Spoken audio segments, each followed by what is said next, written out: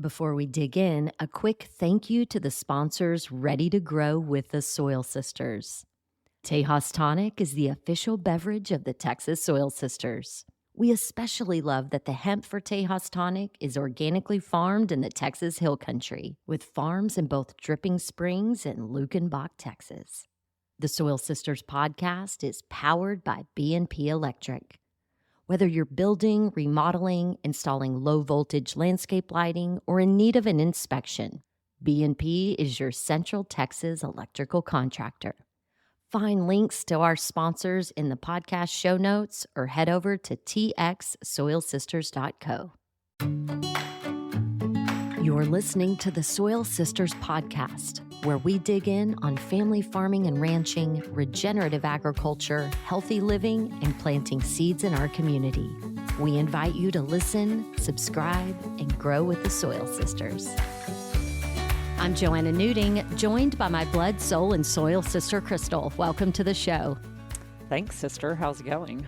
Well, you know it's going amazing. We just got a fabulous tour of Sovereignty Ranch from Mollie Engelhart. Mollie, thank you so much for showing us around and taking time to sit down. I mean, your phone is going off as we speak. You are a super busy woman, so thank you for your time. Oh, thank you guys for coming all the way out here to record. Man, I kind of was not sure where Bandera was. I mean, I knew, but there was a part of me that thought we were just going to be on the other side of Dripping Springs. And then I looked and I was like, oh, shit, sister, we got to book it. So we're like 2 hours, 20 minutes away from you, but it is a beautiful drive. Yes. And if anyone is interested in regenerative agriculture, this is the place to come and see it come to life in the hill country. So thank you for showing up here and doing what you're doing. No problem. God led me here. It wasn't me. I'm a smart and intelligent businesswoman and understand that opening a restaurant in the middle of nowhere is not the best idea, but this is what God has led me to do, is to be here and grow food and create nutrient-dense food for this community. So here I am, Bandera, Medina, Kerrville, San Antonio. I love We're it. only 40 minutes from San Antonio. So. Well, that's great. So I want to start with your regenerative roots. Where was your introduction into regenerative agriculture? My brother went to New Zealand and he heard Graham Sate talk before Graham Sate even had a TED talk, or maybe, I don't know, 2013-ish. And I then watched Graham Sate's TED talk because he was so inspired about regenerative agriculture. And he had an aha moment. And so I remember him calling me and was so inspired. I was in my driveway and I'm driving a hybrid Lexus and I got my reusable to-go bags to the grocery store and I'm drinking some kind of almond milk latte and I'm thinking I'm doing it for the planet, right? And then Graham Sate really turned my whole idea of the environment and everything upside down. I realized that he was telling this story that was totally different than what I understood. And as a liberal-leaning vegan chef in Los Angeles, I was doing all that I thought I should do for the environment and had this feeling of where it's a lost cause and that there isn't anything that we can do. And that is what they want us to feel. And Right. In listening to Graham Sate's thing, I realized that if we were really concerned about the environment in the way that we talk about, methane would be the really big concern. And then we would know that cow burps are not the big problem.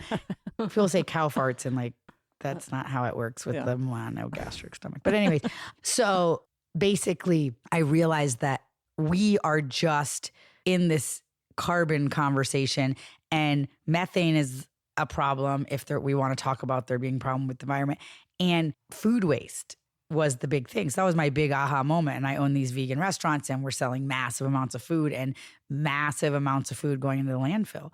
So I thought, oh my goodness, I have to get a farm so I can compost all my food waste. And so then that led me to buying a farm, which then led me down the journey of realizing there is no vegan food. Yeah. Vegan food doesn't exist. People can scream and yell at me and tell me I'm fat and I'm ugly and I'm stupid as much as they want because they feel betrayed by me changing my ideas about the world. It does not change the fact there is no vegan food. We cannot step outside of the system of nature. As much as we try to box ourselves in little squares in cities, we exist inside of nature, and nature is constantly consuming itself. You cannot grow vegetables without either petroleum or animal products. You also cannot grow vegetables on mass scale without causing mass death. And the vegans will scream, well, most row crops are grown for animal feed. That's true because corn and soy is the majority of what we grow in row crops or field crops. And that is a problem. I have no way to say that that's not a problem. But that doesn't change that grass-fed, grass-finished beef is the most sustainable food on the planet. And that if everybody screams about feeding the planet, we should be moving herds of bovine every day, every one of us, on every land that's possible. But that conversation does not fit the current paradigm. So that's where was my awakening. So that went from me driving a hybrid Lexus, living in a gated community, estates with a pool and palm trees, and had a good life. I don't know. I messed it all up with learning. I could have just been righteous and vegan in my gated community estates and floating in my pool right now. I'm freezing in Texas, bedding down baby pigs with y'all this morning. So yeah, I'm no longer a vegan chef. I just released my last 2 restaurants in California this last week. I tried really hard to transition them to regenerative agriculture, and it was a failure.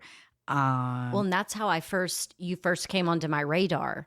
Yeah, that you were getting eviscerated. That's a good word for it. Yes, for introducing grass-fed, grass-finished animal products at Sage was the restaurant that. Yeah. So 13 years. And this is what the vegans want to dance on my grave and have this sad victory. Sure. But what's going to go into those spaces? This is my question. What is going to go into those spaces? And how is it going to support the community?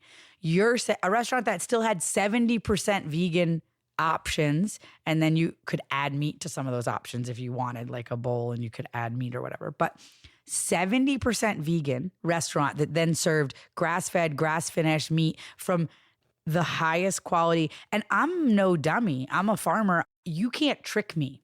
So lots of people are out there greenwashing with regenerative agriculture. Sure. Greenwashing with organic. Sure. But I did my due diligence. And because I'm a farmer, I remember vetting one chicken company, and then they said, 100% of our feed is glyphosate free, but it's not certified organic.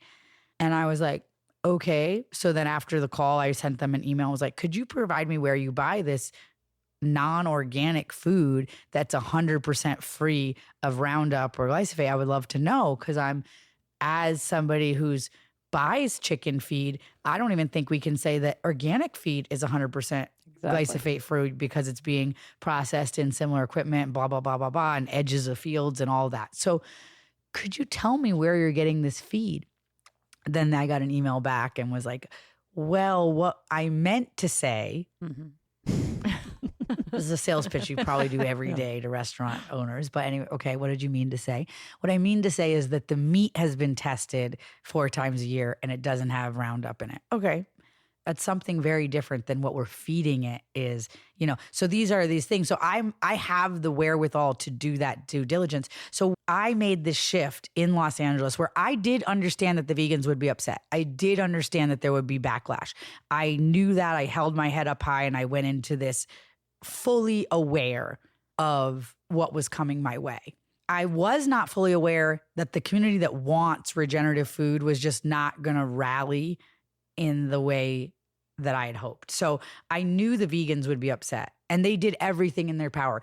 My Yelp got turned off multiple times as permanently closed before it was closed. But if you look on your phone and you see Yelp permanently closed, do you then go back to check if the restaurant's actually closed, or you just believe what you see on Yelp? Yeah. If you're in a hurry, you just believe what you see. So how many people just got it in their head that I was closed before I was closed?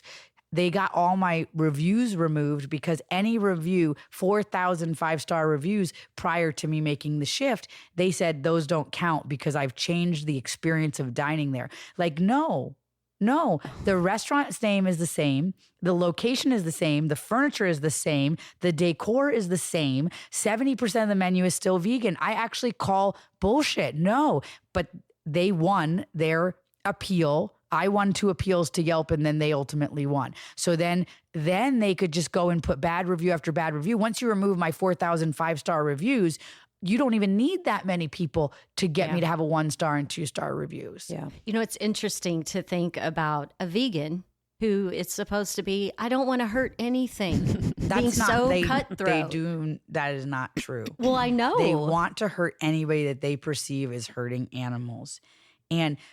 So the sad victory is whatever venture capital firm that's going to be serving chicken with broken legs that are in some terrible facility, rotisserie, whatever, or pepperoni pizza, pork from China with mRNA technology, whatever it is, the abuse that will enter the building based on them chasing me out of the building is far worse. So it is a sad victory. And they can dance on my grave and they can say, saw it coming, and they're like, but the truth is, I'm going to continue to fight for the animals. I'm going to continue to fight for regenerative agriculture. I'm going to continue to fight for our soil, the foundation of all of life, because I recognize that God gave us dominion on the planet. He asked us to be the keystone species, and we are failing at that. Yes. Not because there's too much carbon in the atmosphere, because there's too much poisons in everything. Yeah.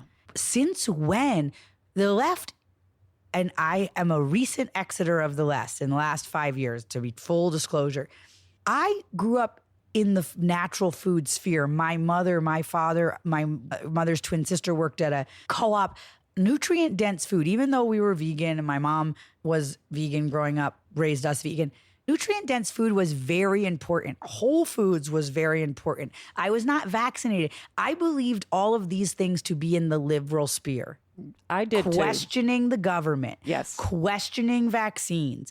Wanting no poisons in your food. Wanting organic food. Growing sprouts. Like all these things. Yes. And all of a sudden, I have people who drive Teslas and drink $25 smoothies at Erewhon texting me about fluoride's not that bad, and we're saving poor people from having cavities. Oh, one of my friends posted, give me my big red or give me death kind of a thing. Like they were so mad. We were cheerleading about red dye number 3 finally not being allowed in food in like 2027 or something down the road. I have a guy trolling me on the internet right now that I'm taking away freedom of choice. Literally, I'm not. You want to add red dye 40 to your Cheetos or Talkies or whatever, go ahead.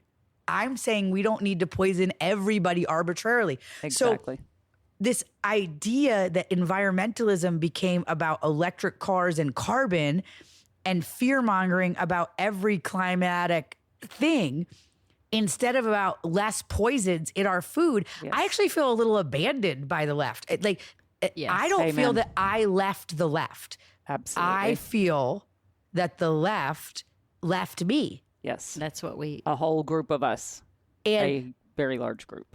I understood it to be a largely left-leaning conversation. I am now in red parts of Texas. And people are waking up to things that is common knowledge to me. I never have seen it. I grew up in upstate New York in Ithaca. It's a very liberal, health conscious, huge co-op, like conscious town. I have not seen an adult drink a big gulp in like ever. I don't know. I don't think adults drink. But in Texas, it's crazy. Adults drink big gulps. Yeah. And smoke indoors. Yeah. It's wild. And I'm like, wow. So this is a way another consciousness around food. But all of a sudden, the conservatives are championing healthy food or no poisons. I had a woman in tears here the other day, like, because of RFK, I did some more research and I feel like nobody really explained to me about my diabetes. They just said too much sugar, too much sugar, too much sugar, but not really explaining that eating whole foods in their whole form, that I could reverse type 2 diabetes. She Yes. felt like nobody had really told her that. Wow. And she was Yeah. here to be able to go out. I had another woman. She said, I feel like I'm in my 30s. I stopped eating seed oils. It's like I'm a totally different person. Yes. I thought vegetable oil was something good. She said, all of these conversations are coming to me here in the middle of hill country because it is actually a new concept. But Yeah. I think it's a blessing because ultimately, those on the left that have wanted healthy food forever cannot pretend for very much longer that fluoride is good for you, that all vaccines have been tested and are, safety tested, double blind, placebo, and the science is settled. Like, no, it's not. It's literally not. There's never been a double blind placebo study. The blood-brain barrier is thin when kids are young. And ultimately what it comes down to is trusting parents. So I trust moms. If a mom tells me that her child was totally fine, got the shot, and it was totally different, I'm not going to tell her that it's a diagnosis issue and that she just couldn't diagnose it. I know my children, Yeah. and I'm going to trust that other moms know their children. Yes. So I think that eventually it has to bring both sides together because everybody does truth down deep, no matter what people are reacting. Oh, the big orange scary man got elected, so I'm going to want red dye 40 and fluoride and vaccines. Like, Yeah. but it doesn't make any sense. doesn't Like, make it doesn't any make any sense. sense. If you don't like Trump, that's like totally fine. But like, don't try to get us all poisoned more than we already are. Right.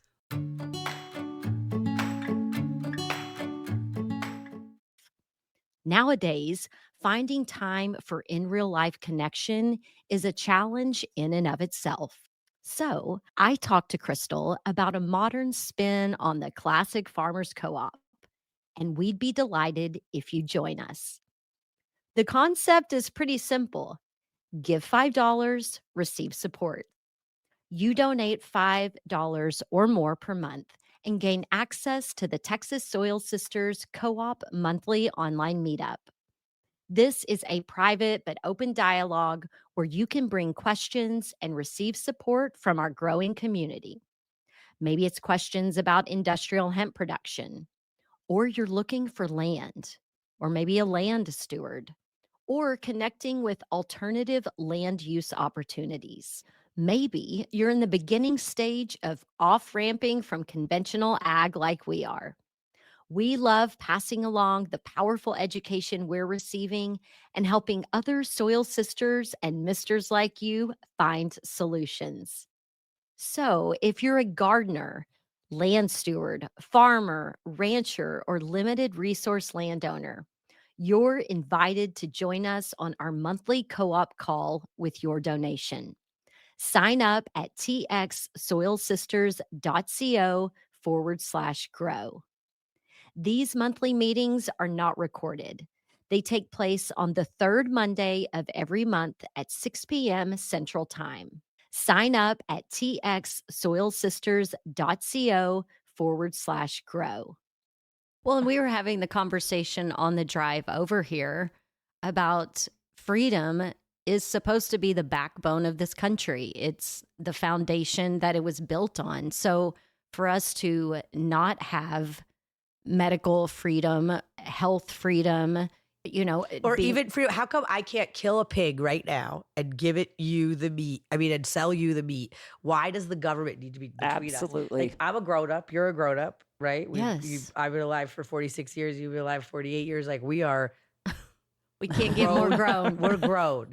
So if I want to harvest a pig and sell you the pig, why do you need a blue stamp? Even what's in that blue stamp? Are we sure we want that blue stamp going on the Amen. meat? Like, this is what I'm talking about. I don't trust you anyway. Why do I need you to stamp my Why food? do I need you in between us? Exactly. So I'm in the feeling of sovereignty ranch. That we are sovereign beings of God, and we should be able to make adult choices together. Yes. And we also have to remember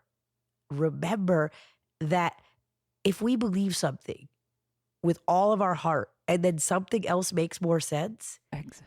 it is okay to change your mind. Yes. And I have had to very publicly and very outwardly change my mind. And then I had to have serious financial consequences to changing my mind. But what was the alternative? Right. The truth is the restaurants were already struggling before this, but this did make the death happen quicker. But it was dying. It was already dying. We'd already closed 3 stores and we were thinking of closing the last 2 stores. And I had a thought, this is no longer in integrity with who I am. So maybe that's why it's not working. You know, I had a friend, she was older than I was. I was a freshman in college. And she was just graduating. And she told me, Joanna, everybody has the right to change their mind. That's something you need to know. And it has served me better than probably any advice I've ever gotten. And something that I feel like so many people, they just keep doubling down. And it's like, you see, everything is crumbling around you, but you won't change your mind. And I'm the opposite. When something piques my interest, and even if I'm 100% sure that it's wrong, if the way that it comes across, like for a second, even seems authentic, I need to do more investigation. Yes. Yeah, it's that having that curious nature. I was someone who believed my first farm, I thought we could have a vegan farm. I thought no animals could die. Like I literally was trying to live. The fantasy is that food could happen without death, not that my fantasy of you could have a farm without death. Like that is a fantasy. That's a fantasy. It's not real. Well, and when you understand that food is living and sentient and plants are also sentient, yes. You're killing them too. What are you going to do? Like, you can even be a tell breatharian. That they're not. They hate the plants are sentient. They hate that conversation. But that's the thing. Follow the science. The science, I mean, they're conscious. I know. There's even there's so much. I mean, water is conscious. Yes. We just were talking about that on our radio show on Wednesday, talking about structured water.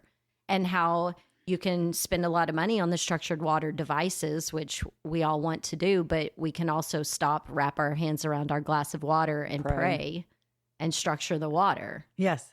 Do you guys know who Veda Austin is? Yes. So she was here for Confluence. And then who's the other guy that's like older than her? He's going to be here for the new Confluence, this year's Confluence, the water science guy.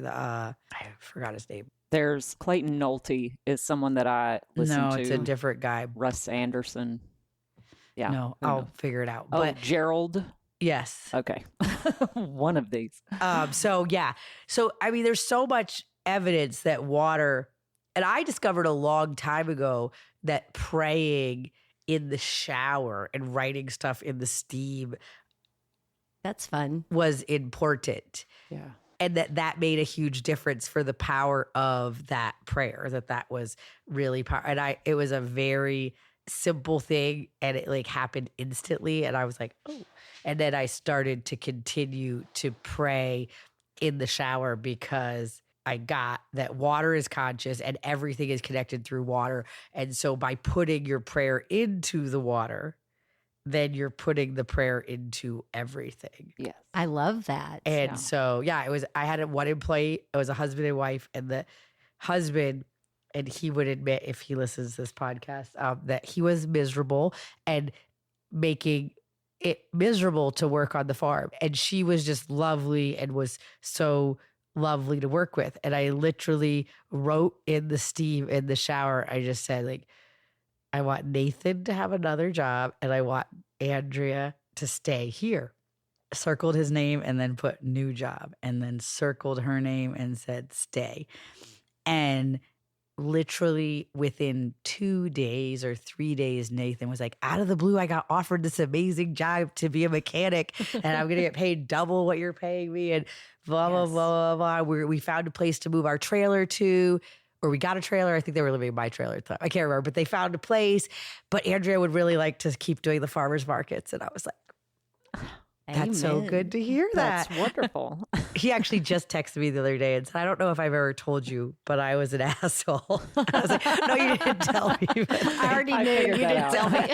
I know, I didn't say that, but and the job he has now, I actually got him. So years later, like in full circle, I got him a job that he's managing a regenerative farm in California. That's I amazing. love that. But so, and that moment was really I just couldn't believe that I circled the one thing and circled the other thing and then wrote what next to it what I wanted in the steam. And so now not a morning goes by. I mean, unless I'm very, very much rushing, that I don't take a minute or two in the shower to pray and then visualize in the steam. And now not everything has happened as fast as that did, but I do recognize the power of it and I continue to do it. Like I prayed for Bitcoin to go to 10 million and it just hasn't got there yet. But every day I do put Bitcoin at 10 million. So it's definitely happening. It just hasn't happened That's yet. right. Everyone thanks you. Yes. So we'll see how soon my prayer on 10 million it'll probably be like a while, but it's happening. It's happening. Okay, so was a ranch in Texas something that you wrote in the steam? How did you get to the hill country? This was fully God leading me. And so some people ask, like, how do you know the difference between when you're being led and when your ego wants something and you're just pretending that you're being led? When you're being led, there's always a huge surrender. There's always some massive giving.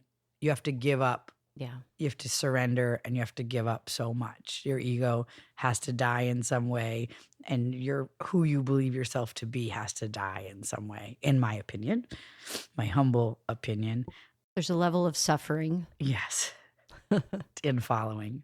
I was sitting on my counter at my house in California, and my friend Darby brought this guy named Blanchard by. And Blanchard was like, the white redneck is the last great hope for America. Yeah. And I look at this like black guy from inner city Sacramento living in Atlanta. And I like laugh because I assumed that that's a joke.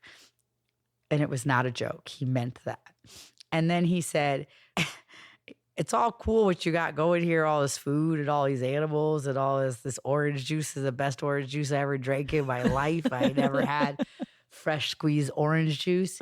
But when the supply chain gets compromised, when there's an EMP, when there's an internet outage, when there's a banking crisis, when you look to the left and you look to the right, is anybody here going to fight? And I thought to myself, barely any of my friends even have guns. Yeah. And then I go to the restaurant and these guys come in and they're like, we have a men's warehouse in Austin. You will be a perfect sage, blah, blah, blah, blah, blah. So they were like, come out and look at it.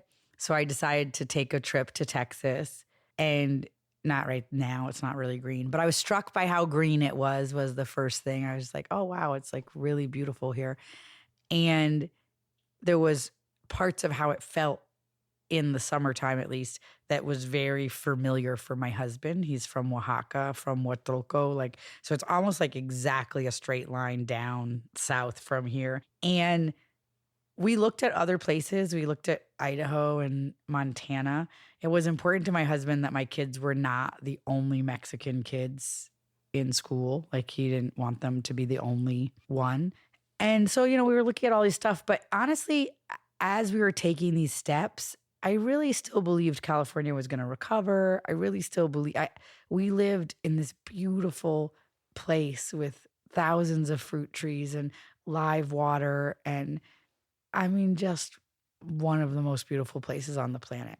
And I just kept taking these steps like you buy life insurance, but you don't think you're actually going to have to use it, right? Mm-hmm. And so we were looking, and I'm looking for a place we could put a restaurant. So I'm looking like close to the cities, and then everything's falling through. And we found places that already had restaurants built on them. I'm like, oh, this has got to be God. It's already built a restaurant. I don't have to do it. Like all these stuff. And then everything is falling through. This falls through, that falls through. And this place was on the market forever, and it was super overpriced. And we looked at this other place. We were sure we were going to get it. It was all the way in Uvalde. I don't know what I was thinking. And then and it had this beautiful live water. That's what I was thinking. Just like epic water. No, utopia. And then we were breastfeeding, pulled over to breastfeed, and we were in the parking lot in Bandera. And I was like, oh, that there's a place here that I've been looking at on the internet so many times. It's like stupid expensive, and I don't know, but it's definitely like hits some of the markers. We're here. Should we go look at it? So we go look, And I'm already still like just about this live water in Utopia. And Utopia, the word, the name, like, just isn't that where we're supposed to be? But the truth was, like, nothing grew at Utopia. I would tell you, like, I could see there was nothing growing. Nothing wanted to grow. Nothing was growing. And that night, I went to sleep thinking we were going to write an offer on Utopia. And I just sat up at like 4 a.m. It was like Bandera. And then I talked to my dad. I went downstairs and he was making tea. And he was like, I just sat up out of bed this morning. We got to go back to look at Bandera with fresh eyes. Not we're making an offer on Utopia, but should we look at this last ditch expensive place that we don't want? And this place, it was unfinished. The house was not finished. It smelled like septic. Yeah, there was a lot of things that were not ideal. The way God saved this house for me was how it was designed. Nobody wanted it. It was 2 bedrooms and then an exercise room attached to a bedroom. So you could say 3 bedrooms, but you couldn't get to the 1 bedroom without walking through the other one, right? 1 closet in the whole house and 1 cupboard. And how many people are in your family? A lot. I have 5 kids and me and my husband, and then we travel deep. We roll deep. Yeah. Just like 1 singular upper cupboard for glasses, plates, cups, food, everything. I don't know. No pantry, so I thought to myself, I don't know what these people are thinking. So I was like, well, I got to redesign the house. And I just keep thinking that this is where I'm meant to be. And I'm like, it's like behind, there's an easement. You have to drive through another property to get here. So that we make another trip out with the whole crew to meet the neighbor before we make an offer. What I found out later is there was some like cult that was making an offer on the place.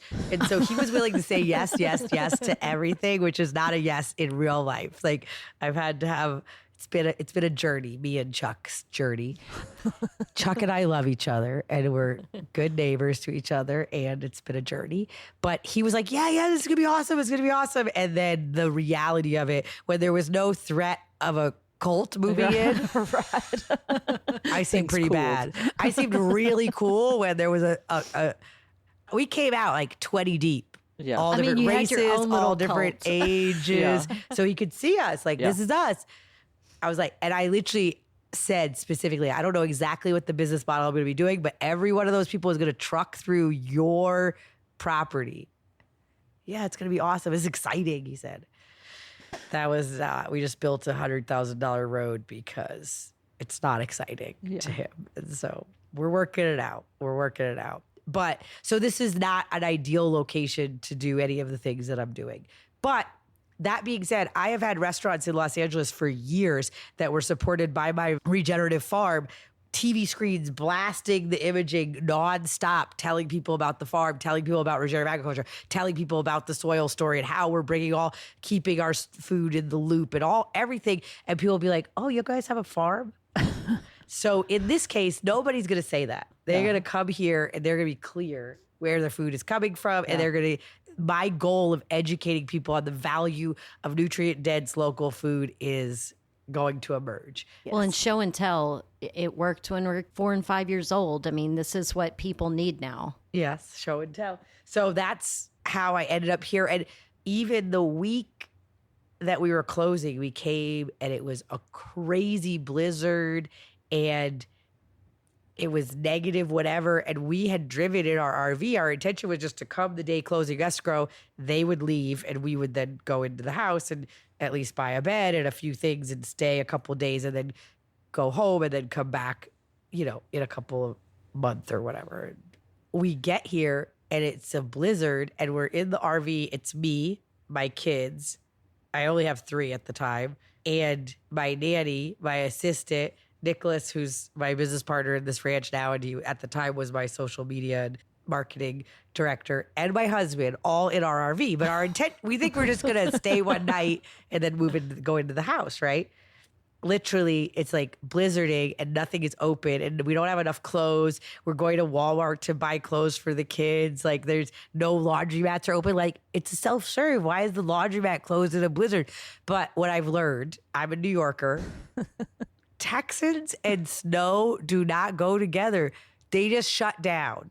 I'm learning about this.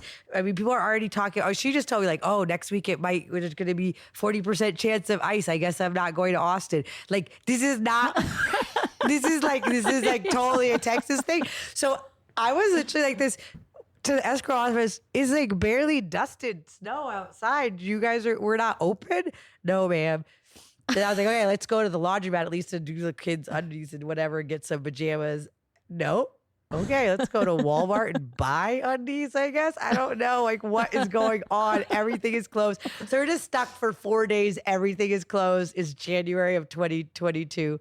And then it's all the way into February by the time we get to close escrow. And we didn't even rent a car because we were like, well, we're going to be mostly doing stuff at the house. And we had to go get a car because we couldn't just like move the RV every time we needed to go get National pizza. Lampoon's Vacation. You're just driving an RV everywhere. But that day that we were closing escrow before the cold front came in, we arrived and it was totally normal, like Texas, it's like normal out and doesn't look like it's gonna. And we were all like out on the field walking and imagining and talking. And I get a call from the bank and they're like, oh, we're missing some documents. It doesn't look like we're going to be able to fund. And I just looked up, God, I said, okay, I guess I'm driving home without a land. It was so many things like that. We didn't have enough money for the down payment. And I told you I was way out of my budget. I asked for a survey because it didn't look like 250 acres to me. And I did the survey and it was 50 acres shorter than they thought that it was. And so they had to lower the price substantially. So everything just was like in my favor, in my favor, in my favor. But I think that because it was listed at the price for that one and because they designed it, however they designed it, all these things, it kept it on the market for a year. Yeah. So I believe it was saved for me. It was saved for you. I love it. And I'm so happy that you're here. I can't wait to do a little shopping in the farm stand. So let's talk about and describe to people what your enterprises are here at Sovereignty Ranch, like what all you're doing. Yeah, there's just a few. But that's what's so amazing is that people focus on one enterprise on their operation and the families can't keep it going. It's like you have to diversify your enterprises. Well, when you don't inherit land and you buy it at millions of dollars, you come in pretty much knowing you can't have one enterprise. The economics of farmland doesn't work in this current price point because the way that we subsidize food and we are artificially drive the price of food down and we print money, and real estate is one of those primary drivers of the printed money, right? The money gets printed, it gets given to the banks then lend that money. And that's how it jumps the barrier between that printed money and the money that we have in the thing is they print it. When I sign my name, they print that money and they give it to Doris, who I bought the house from, right? So because of that, real estate is up and up and up and up 90% from 100 years ago or whatever.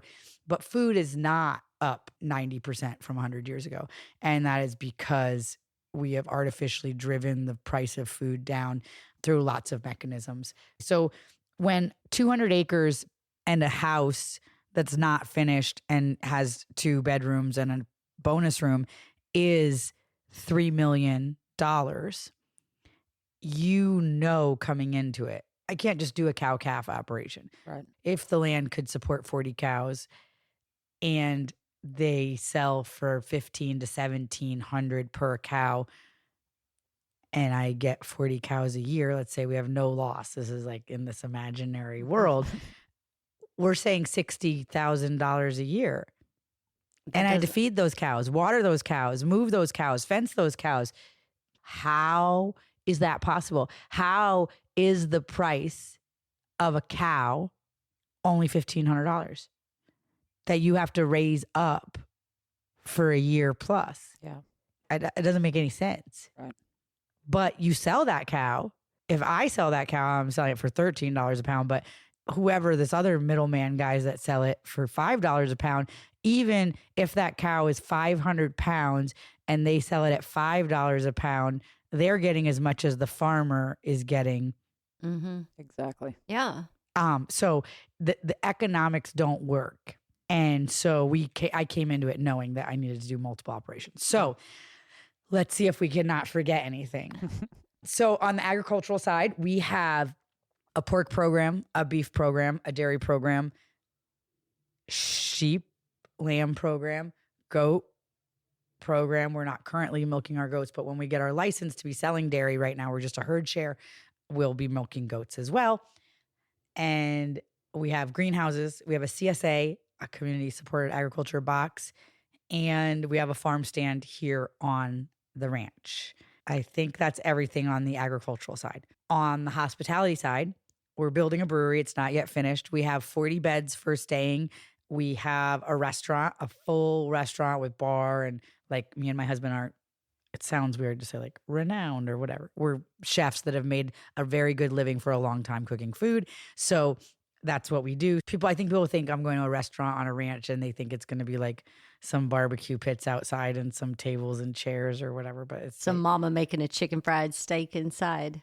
yeah, that's not the what this salmon that we had this morning, and the eggs and black beans and the And those homemade blue corn tortillas. That was absolutely delicious. Yeah, we popcorn. We do popcorn. Oh, so besides that, we also do popcorn and masa corn that we grow on the ranch, and we do a pumpkin patch, and we grow pumpkins for the pumpkin patch. I missed in the agricultural thing. Okay, so then on the hospitality, we got 40 beds of Airbnb short-term rentals. We do retreats. We do education. So I train other people that want to get a homestead how to. I mean, people don't know how to do anything anymore. So I train people how to make sourdough bread, how to butcher a goat, my husband does the butchering. I'm not a butcher, but butcher a goat, plant seeds, graft a tree, propagate a tree. I mean, seed saving. I know these things sound like everybody knows how to do them, but in this current society, They don't. it's not like that. And so we are able to do these homesteading course where we train, and we just are going to be offering, I don't know what's taking so long, but it's getting uploaded. So we recorded the last homesteading course, so you'll be able to buy it online and take it if you're not up for coming and spending a couple $1,000s to be here for 7 days. It's a big commitment, but it's a huge education. In 7 days, you're going to get everything from animal husbandry, dairy cows, goats, sheep. And then we also walk around and show all the different housing. So if you're buying land, like this is what a manufactured home looks like. This is a shipping container house.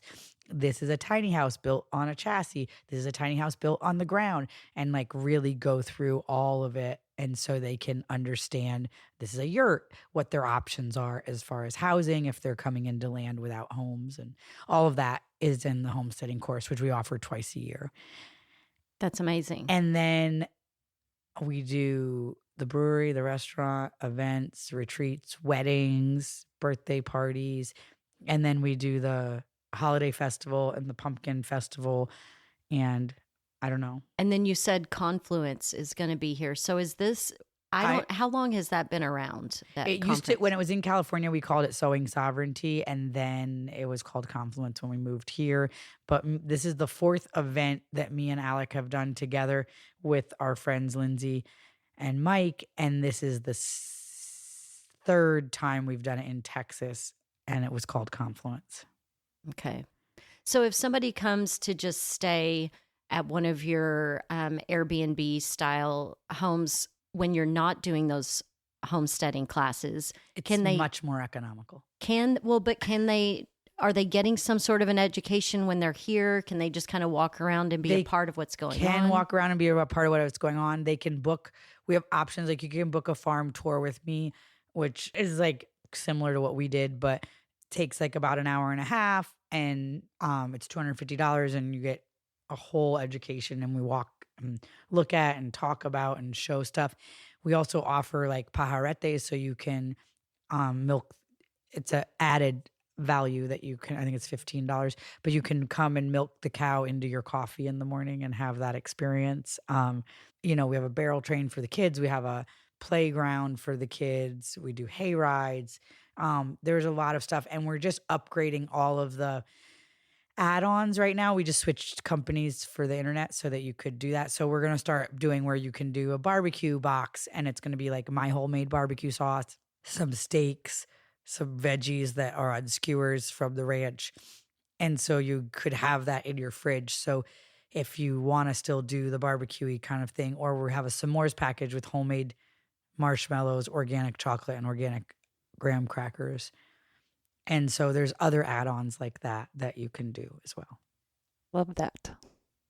You talk about milking your cow right into your coffee mug or whatever. We love raw milk. And so I'm like, that's amazing. But this whole idea of raw milk being this bad thing that we're not supposed to have. Can we talk a little bit about raw how dairy? Roundup is legal, alcohol is legal, Yes.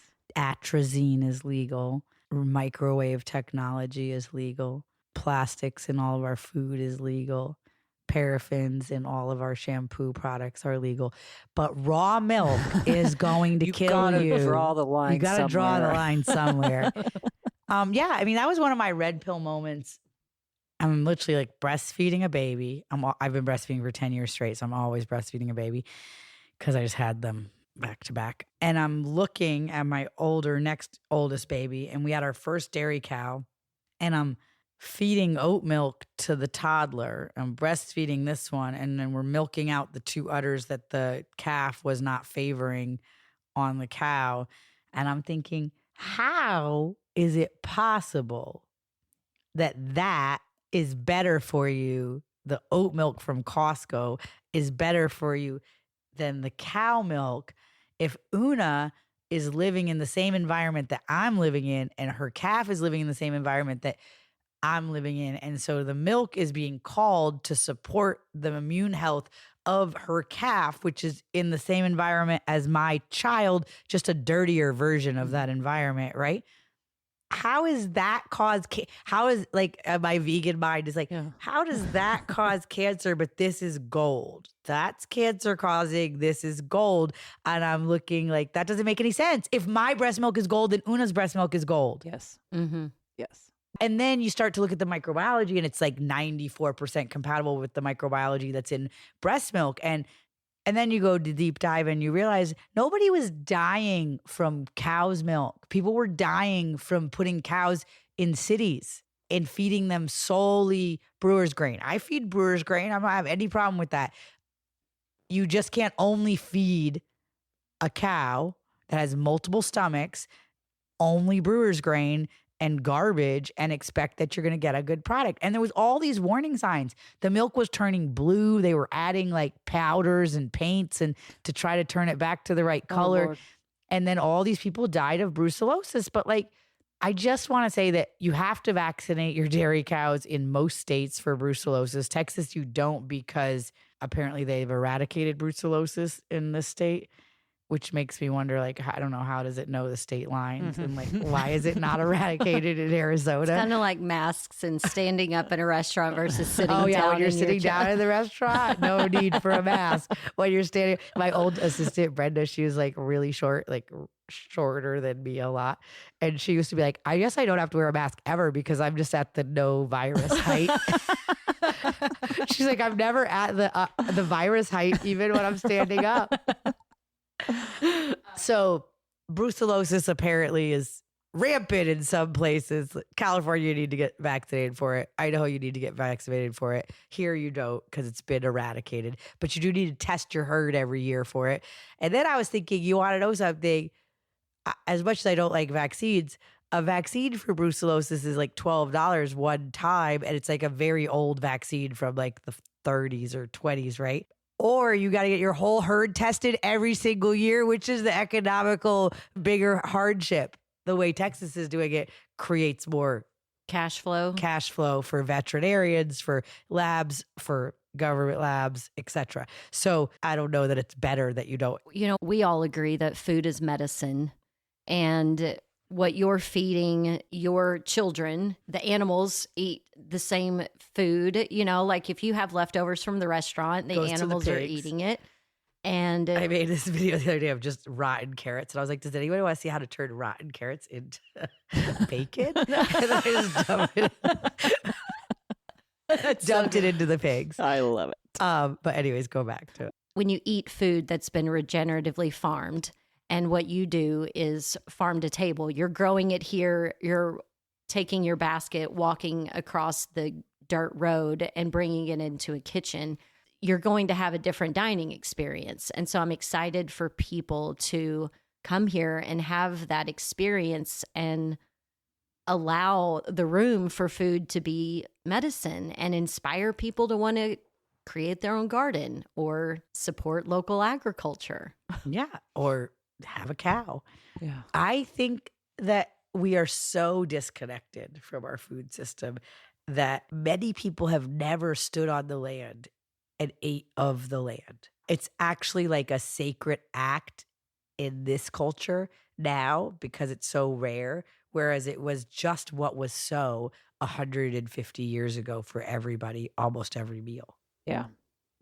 And I was thinking about, when we were getting our tour and Rio was with us, one of your sons, and he picking up things and giving us things to eat and try, or you giving us a leaf of something, and to just take food or a leaf or a flower from the ground and putting it in your mouth. Most people that are from a city are going to hesitate. They're going to think they should probably wash it off. You know how many times I've handed someone a Spillantes in that same part of the tour and then they save it all the way till they can get back to the restaurant and wash it. And I'm like, Yes. looking at them like, your microbiology is suffering right now. I'm guaranteeing that you have what we call an industrial microbiome. You need to get out in the wild. Yes. I never get food poisoning. I never get neurovirus. And I was raised vegan, but I was raised on a farm. Like, we peed on the side of the road and my mom did not sterilize our hands as soon as we were done peeing, or she would wipe my nose with the bottom of her dress, and who knows what was on the bottom of her dress. Right. You know what I mean? This is the way I was raised. Yes. That and not being vaccinated. I'm 46 and I'm breastfeeding my baby I had a year ago. I mean, how many people are struggling to get pregnant at all ages? Yeah. And I didn't even try to get pregnant any of the times. I mean, not that I did. I know how pregnancy happens. Okay, good. I thought we might Excellent. have to have another conversation. That is for a different podcast. I certainly was not trying, but I wasn't like, people are taking teas and putting their legs over their head and laying down for 40 minutes afterwards and whatever. I mean, Estrella was a quickie in the shower when we were visiting here in Texas and the whole family was outside. And I was like, my husband was being so grumpy. I was like, oh, I know what needs to happen. Quickie in the shower. He's like, I got all my aunts and uncles and mom and everybody, dad here, and my husband's grumpy. I'm like, okay, let's take care of this. And boom, child number 4.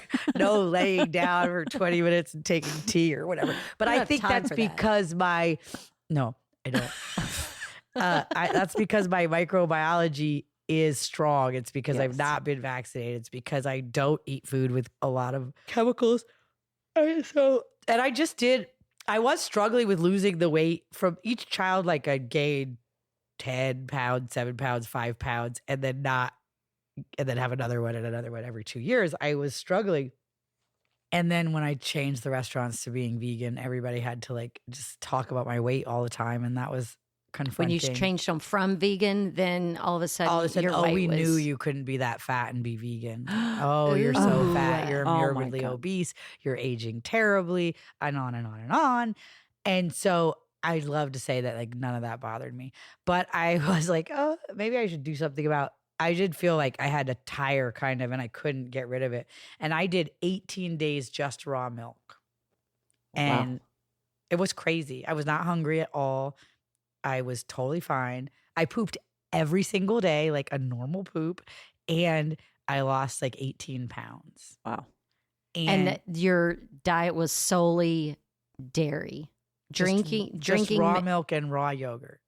Okay. Did you eat cheese at all? Okay, raw milk and raw yogurt. And so you did that. You said coffee. 18. I'm addicted. Right. Well, I mean, with Don't be ridiculous. Come on. yeah.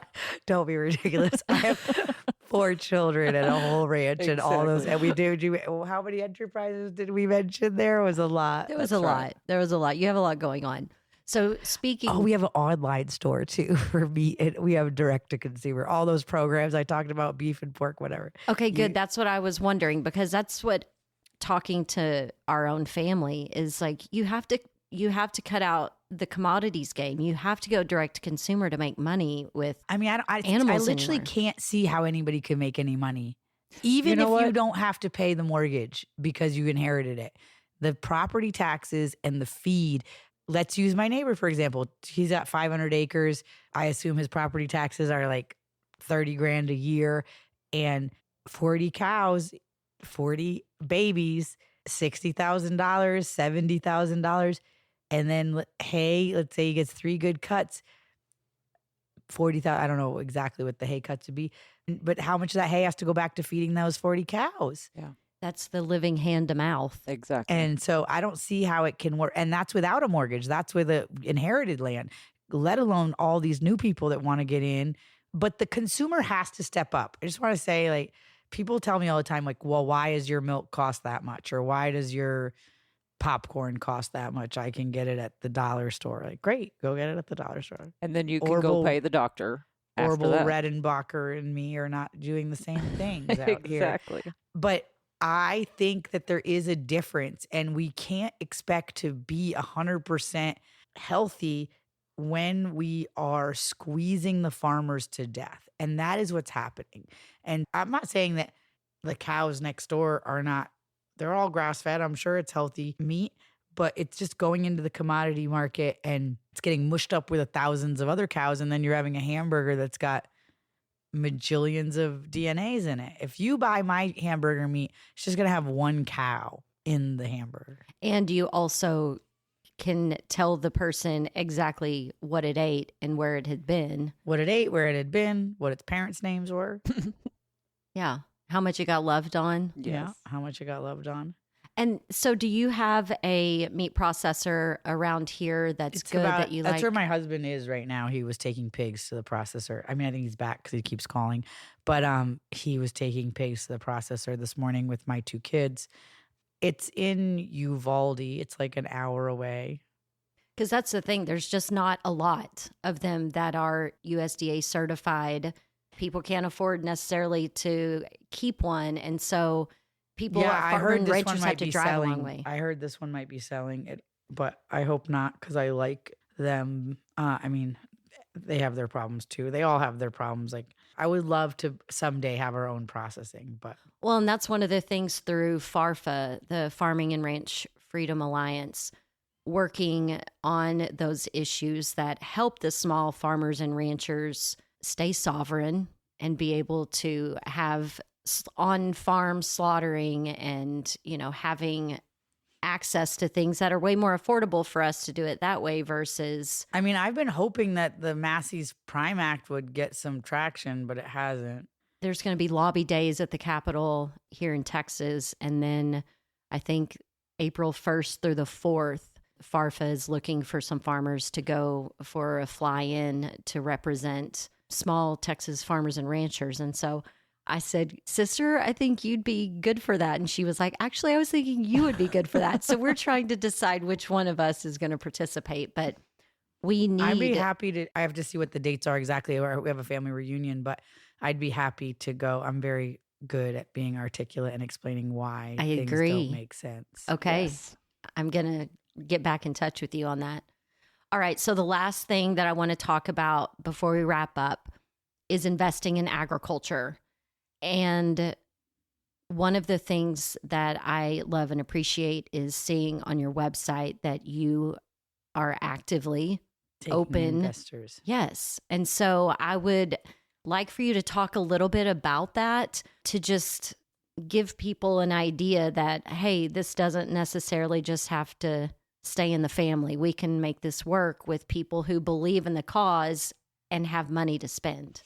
We bifurcated the farming operations from the hospitality because I know I can make the hospitality make money. I'm not positive about the farming because the cards are stacked so hard against small farmers right now. So the farming is a separate entity and then the hospitality is a separate entity, but they both support everything. People come to the restaurant, they buy stuff from the farm store. Sometimes the farm store, like I was saying, is selling more than the restaurant in a day. And so people come to stay in one of these houses. You don't necessarily know as the guest that there's 2 businesses, but they're both supporting each other. And so I think you can also for sure get people to invest in agriculture, and especially regenerative agriculture, because people care about that. I'm the kind of person that if I take investment, I really want to be able to be 100% sure about what I'm saying. And so I felt like by bifurcating the two things, they would support each other, and the ranch would get enhanced and get better with the hospitality money that was raised. And then that would also support the ranch. And then the ranch supports the hospitality because it is the background of what people are coming to see. Okay. How's that going? I've raised a fair amount of money, and we're still raising. I need to raise some more. I didn't think that we were going to have to build the road. So that, and then someone just drove over a septic tank, and we have to build a new set. There's some stuff with the hospitality that needs to be done, and we're building a stage, like I told you, and we're gonna have a main venue, like music venue, out on the field. And so, as we expand the hospitality, we are still raising money, and we've raised, I think, $1 million so far. Way to go! Nice. And of course, I know having to, spend $100,000 to build your own road, but at least you will have this grand sovereign entrance. Yes, exactly. That is yours, and you don't have to worry about and somebody we'll be able to be swiping better your sign. and we'll be better neighbors with each other, with the people that are. It's better to have a situation that everybody feels good about. Yes. So is there anything that we didn't ask you that would be important to round out the conversation? I don't know. I mean, there's so many things in the world to talk about, but I think that we started to say it with the consumer. Whenever I'm speaking publicly or speaking on podcasts, I just want to say that the consumer drives so much, and you have the power. And yes, we're struggling. Yes, we don't have enough money. Yes, we all go to Amazon and buy things that we don't feel good about. But the more dollars that you can keep in your community, the more times you can shop from your local farmer or go to your local Ace Hardware or your local True Value, and you support your community, then the more your community thrives. And the more you outsource everything to India and China and Amazon and all of that, the more your community dies. And we, the people, have a profound responsibility to keep this country intact. And we can only do that. We can only counterbalance the destruction that is coming at us so hard and so fast by investing in our communities. And that means stopping and having the conversation with your neighbor, even though you're rushing and you don't want to. That means driving into town and picking up those PVC parts, even though you could just order them on Amazon and they'll show up the next day. We've traded our resilience for convenience. And if we want our resilience back, we must take the hard actions of being less convenient. And it's really hard, but it has to happen. And we, the people, have all of the power. And if we do not shift our behavior, they will have all the power. The digital ID is the end of the road, and it is coming hard and fast. And every opportunity that they have, whether it's the fires in LA, which are devastating, I've known dozens of people that have lost their homes, or the tragedy that's happening in North Carolina, they will use all of this to move towards a control mechanism, which at this moment looks like is digital ID. And we have to be radically resilient communities. And that means you have to buy food from your local farmers, you have to shop locally, and you have to provide services locally that are important. And you have the power. Whether you're a consumer or you're a creator, you have the power. And we, the people, fell asleep at the wheel, and that's how we got here. So our parents fell asleep at the wheel, but we must wake up before we crash. Preach. Yes. All right. You can learn more about Chef Mollie at sovereigntyranch.com. Yes, ma'am. And then you've got at Sovereignty Ranch on Instagram, at Eat at the Barn. The Barn is the name of the restaurant. Yes, Eat at the Barn. And then to just get in on the really good car talks that Chef Mollie does, you need to follow at Chef Mollie. Yes. That's Mollie on Instagram. All my internal dialogue. My mom always said, get it out of monologue and into dialogue. Sometimes it's still a monologue to the internet, but then y'all talk back and it becomes a dialogue. But I'm always getting it out. I like it. It's healthy. You got to is. feel it and move it out. Well, and it's important because people aren't thinking about the things you're thinking about. So I know. what you are thinking about, other people need to think about. So thank you for sharing that information. Excellent. Thank y'all so much. I appreciate it. Connect with the Soil Sisters at txsoilsisters.co. Submit questions, guest or show ideas, and sponsorship inquiries. The Soil Sisters podcast was created and produced by Joanna Nuding. Editing and sound design are in the capable hands of the PodConnects Podcast Network.